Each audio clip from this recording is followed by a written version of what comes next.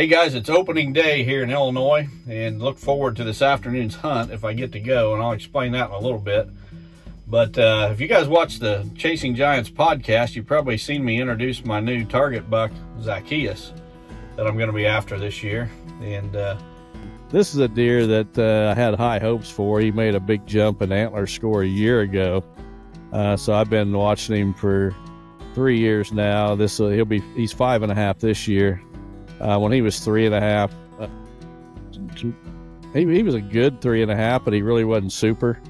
I'll share some pictures with that on the video, so you guys want to tune into that video, which will be released on Friday, October 4th. You know, if you didn't see that, first thing I should probably explain is how Zacchaeus got his name. So in the Bible, there was a tax collector named Zacchaeus, and he was a short guy, and Jesus came to his hometown, and Zacchaeus wanted to see Jesus, but there was this big crowd gathered around, and he was too short to see him. So Zacchaeus climbed up in a sycamore tree to get a look at Jesus. So to tie that into this buck, on my home farm here, I've got 7 360 blinds set up, and those blinds are in some of the best spots on the whole farm. But this year I'm going to give up those blinds as I hunt for Zacchaeus. I'm going to hunt him from a tree stand only. And I've got several tree stands that are pretty good spots as well. So that's how Zacchaeus got his name. And it's basically, I'm going to be hunting that buck only from tree stands and not from a blind. So, I've watched Zacchaeus. This will be the 3rd year that I've known him for sure. Now, I might have seen him when he was younger and didn't recognize him as he changed so much, which is really hard to do when those bucks are young. It's just hard they can change so much in 1 year that it's hard to keep track of them sometimes. Now, sometimes they'll have antler characteristics that follow from year to year, and it's really easy. But I started watching Zacchaeus 2 seasons ago when he had been 3.5. He's 5.5 now.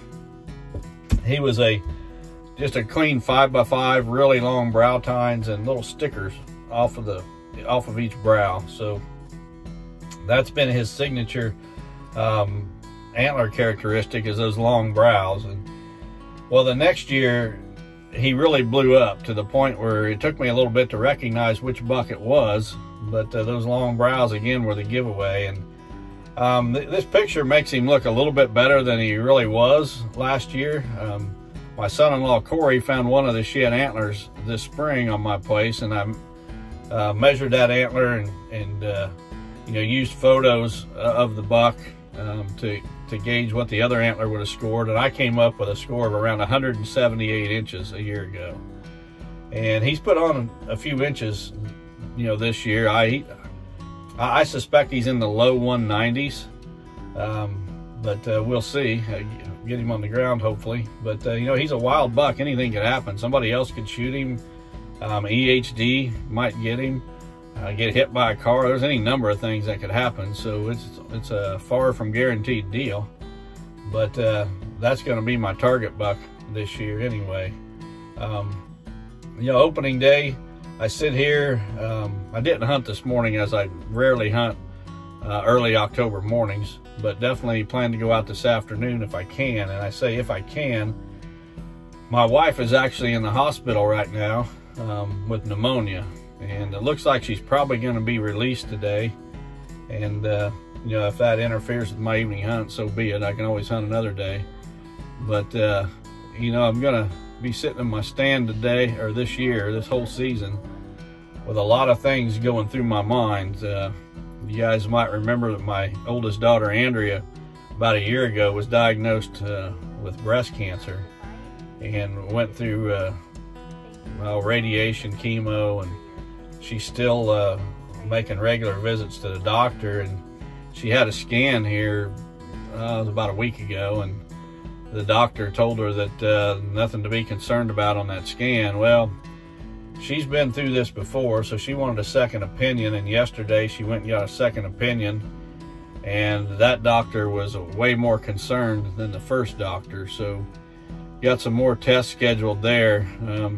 There's a couple of spots on different bones in her body that they're concerned about, and going to be doing a scan here real quick on that. So, you know, you guys follow along with me this season as I chase Zacchaeus.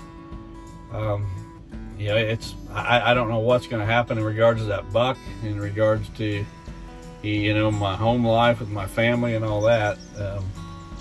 But if you'll follow along, I'm gonna post regular updates here on the new Chasing Giants TV web show, and you can just follow along with the chase. And for all that I have to deal with, you know, I think sometimes the hunters that are not, you know, in the industry or whatever get the idea that, you know, it's you know, all glamour and such.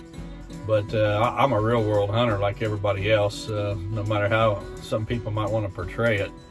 I'm out chasing bucks on public land. I've got a lot of permission properties. And yeah, I own a property that I've developed, and I think it's one of the best properties in North America. But to be honest, I spend a lot of time other places too. I mean, just yesterday I was on 5 different properties checking trail cameras and looking for, you know, a giant to chase. That search for the next giant never ends. It doesn't stop when season opens, and it doesn't stop when season closes. It's a 365-day-a-year deal. But this season, you know, if you guys want to follow along, you can see every step along the way of this chase for Zacchaeus, and follow along as, you know, I deal with various family health issues, and, you know, who knows where it's going to end up, but going to take you along on that journey.